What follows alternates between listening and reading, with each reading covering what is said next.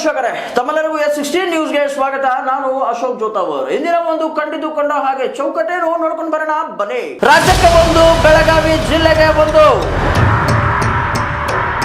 ಪಂಚಾಯತಿ ಚುನಾವಣೆಯಲ್ಲಿ ಪಕ್ಷಗಳು ಗೆಲ್ಲುತ್ತವ ಇಲ್ಲ ಕುಟುಂಬಗಳು ಗೆಲ್ಲುತ್ತವ? ಬೆಳಗಾವಿ ಜಿಲ್ಲೆಯಲ್ಲಿ ಯಾವ ಕುಟುಂಬದ ಪ್ರಾಬಲ್ಯ ಹೆಚ್ಚು? ಕುಟುಂಬ ಲಾಬಿ ಮುರಿತರ ರಾಷ್ಟ್ರೀಯ ಪಕ್ಷಗಳು. ಯಾರ ಮುಡಿಗೆ ಬೆಳಗಾವಿ ಜಿಲ್ಲೆ? ಬೆಳಗಾವಿಯಲ್ಲಿ ಪಕ್ಷಗಳು ಲೆಕ್ಕಕ್ಕೆ ಇಲ್ಲವ? ಕುಟುಂಬಗಳ ಪಕ್ಷಗಳ? ನೋಡೋದಲ್ಲ ವೀಕ್ಷಕರೇ, ಇವತ್ತಿನ ಒಂದು ಚರ್ಚೆ ಚೌಕಟ್ಟು ಏನು ಎಂದು ಯಾಕೆ ಮಾತು ಬರ್ತಾ ಇದೆ ಅಂದ್ರೆ, ವಿಜಯೇಂದ್ರ ಅವರು ಒಂದು ಮಾತನ್ನ ಹೇಳಿದ್ರು, ಇಲ್ಲಪ್ಪ ಬೀದರ್ನಲ್ಲಿ ಈ ಬಾರಿ ಪಂಚಾಯತಿ ಚುನಾವಣೆಗಳು ಹೆಚ್ಚುತ್ತಾ ಇವೆ, ವಿ ಹ್ಯಾವ್ ಟು ಕಾನ್ಸಂಟ್ರೇಟ್ ಹಾಗೆ ಹೀಗೆ ಅಂತ ಎಲ್ಲ ದೊಡ್ಡ ದೊಡ್ಡ ಮಾತುಗಳನ್ನು ಆಡಿದ್ರು.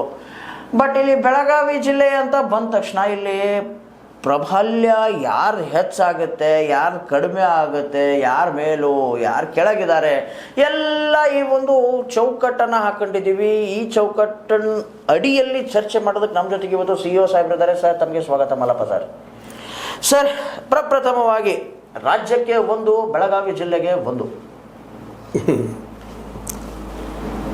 ಏನಿಲ್ಲ, ರಾಜ್ಯ ಬಿಟ್ಟು ಜಿಲ್ಲೆ ಇಲ್ಲ. ಆದ್ರೆ ಏನಾಗ್ಯದಪ್ಪ ಅಂದ್ರೆ, ಜಿಲ್ಲೆಯಲ್ಲಿ ರಾಷ್ಟ್ರೀಯ ಪಕ್ಷಗಳು ನಾವೇನು ಕರ್ಕೊಳ್ತೀವೋ ಆ ರಾಷ್ಟ್ರೀಯ ಪಕ್ಷಗಳು ನಿಜವಾಗಿಯೂ ಈ ಕುಟುಂಬ ರಾಜಕಾರಣದಲ್ಲಿ ಪ್ರಾಬಲ್ಯ ಮೇರಿಯುವಂಥವು ಇದ್ದಾವ ಅಂತ ವಿಚಾರ ಮಾಡಿದಾಗ, ಕಳೆದ 20-30 ವರ್ಷಗಳ ಇತಿಹಾಸ ತೆಗೆದು ನೋಡಿದಾಗ ಇಲ್ಲಿ ರಾಜಕೀಯ ಪಕ್ಷಗಳು ನಗಣ್ಯ ಇದ್ದಂಗೆ. ಯಾಕಂದ್ರೆ ಇಲ್ಲಿ ಕುಟುಂಬ ರಾಜಕಾರಣ ಇವತ್ತು ನೀವು ಯಾವುದೂ ಇಲ್ಲ, ಕುಟುಂಬ ವಿಶೇಷವಾಗಿ ಮ್ಯಾಕ್ಸಿಮಮ್ ಎಲ್ಲರೂ ತಮ್ಮ ತಮ್ಮ ಕ್ಷೇತ್ರಗಳಲ್ಲಿ ತಮ್ಮ ಏರಿಯಾದಲ್ಲಿ ತಮ್ಮನ್ನು ಡಾಮಿನೇಟ್ ಮಾಡ್ಕೊಂಡು ಬಿಟ್ಬಿಟ್ಟಿದ್ದಾರೆ. ಅಲ್ಲಿ ಈ ಉಳಿದವರು ಯಾರು ಹೇಳಿದ್ರು, ಯಾರನ್ನು ನಿಲ್ಲಿಸಿದ್ರು ಅವ್ರು ತಮ್ಮ ಗೆದ್ದು ಬರುವಂಥದ್ದು. ಕಾಂಗ್ರೆಸ್ನಲ್ಲಿ, BJPನಲ್ಲಿ, JDSನಲ್ಲಿ ಅವ್ರು ಯಾರು ನಿಲ್ಲವರಾದ್ರು ಇವ್ರು ಕೇಳ್ಕೊಂಡು ನಿಲ್ಬೇಕು. ಸರ್, ಕಾಂಗ್ರೆಸ್, BJP, JDS ಯಾವುದೇ ಇರಲಿ, ಬಟ್ ಇಲ್ಲಿ ಪ್ರಪ್ರಥಮವಾಗಿ ಯಾವುದೇ ಪಕ್ಷಗಳಿಂದ ಯಾರು ಬಿಫಾರ್ಮ್ ತಗೊಳ್ಳೋದೇ ಇಲ್ಲ, ಪಕ್ಷೇತರರಾಗಿ ನಿಂತು ಬಿಡ್ತಾರೆ. ಅದಕ್ಕೇನು ಸರ್? ನೋಡ್ರಿ, ಅವ್ರಿಗೆ ವಿಶ್ವಾಸ ಅದ ಜನರ ಮೇಲೆ ಅಂತ ಅನ್ರಿ, ಗೆಲ್ಲುವ ಶಕ್ತಿ ಅದಂತ ಇಟ್ಕೊಳ್ರಿ. ಅವ್ರ ವಾತಾವರಣ ಕ್ರಿಯೇಟ್ ಮಾಡಿಬಿಟ್ಟಿದಾರ. ಈಗ ಉದಾಹರಣೆಗೆ ಹೋಗಕ್ಕೆ ತಗೊಳ್ರಿ, ಅದಕ್ಕೆ ಹುಕ್ಕೇರಿಗೆ ತಗೊಳ್ರಿ, ಇಲ್ಲಿ ಬಾಜು ಮೂಡಲಿಗೆ ತಗೊಳ್ರಿ, ಅದು ಮತ್ತೆ ಅದು ಬೆಳಗಾವಿ ದಕ್ಷಿಣಕ್ಕೆ ಹೋಗ್ರಿ, ಬೆಳಗಾವಿ ಉತ್ತರಕ್ಕೆ ಹೋಗ್ರಿ, ಎಲ್ಲರೂ ನೋಡ್ರಿ, ರಾಮದುರ್ಗಕ್ಕೆ ಹೋಗ್ರಿ, ನಾವು ಒಂದೇ ಮಾತಾಡ್ತಾ ಇಲ್ಲ, ಬೈಲಂಗೂರಿಗೆ ಹೋಗ್ರಿ. ಮ್ಯಾಕ್ಸಿಮಮ್ 18ರಲ್ಲಿ ಎಲ್ಲನೂ ಅಂದರೂ ಅಡ್ಡಿ ಇಲ್ಲ, ಕೆಲವೊಮ್ಮೆ ಆ ರೀತಿ ಅದ. ಅಲ್ಲೇ ತಮ್ಮ ಪ್ರಭಾವ ಮಾಡ್ಕೊಂಡು ಬಿಟ್ಟಿದ್ದಾರೆ ಅವರು. ಯಾಕಂದ್ರೆ ಈ ಪಕ್ಷದವ್ರು ನಮ್ಗೆ ಯಾವಾಗ ಕೈ ಕೊಡ್ತಾರೋ ಗೊತ್ತಿಲ್ಲ, ನಾವು ವ್ಯಕ್ತಿತ್ವ ಇಟ್ಕೋಬೇಕು ಅಂತೇಳಿ ಶುಗರ್ ಫ್ಯಾಕ್ಟ್ರಿಗಳು ಯಾಕೆ ಹೆಚ್ಚಾಗಿದಾವಪ್ಪ ಅಂತಂದ್ರೆ, ತಮ್ಮ ರಾಜಕೀಯ ಸೇವೆ ಮಾಡ್ಕೊಳ್ಳೋ ಶುಗರ್ ಫ್ಯಾಕ್ಟ್ರಿ ಇದಾವೆ.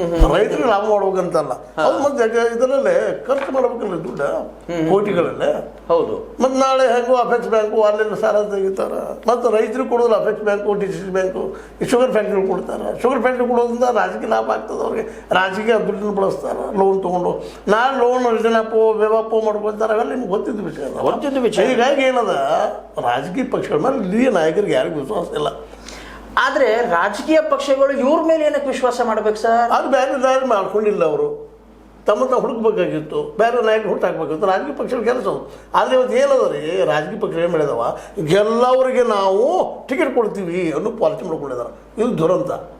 ಒಂದು ರಾಷ್ಟ್ರೀಯ ಪಕ್ಷಗಳದ್ದು, ರಾಜ್ಯ ಪಟ್ಟದ ಪಕ್ಷಗಳದ್ದು ದುರಂತ ಏನದು, ಗೆಲ್ಲರೂ ಕೊಡ್ತೀವಿ.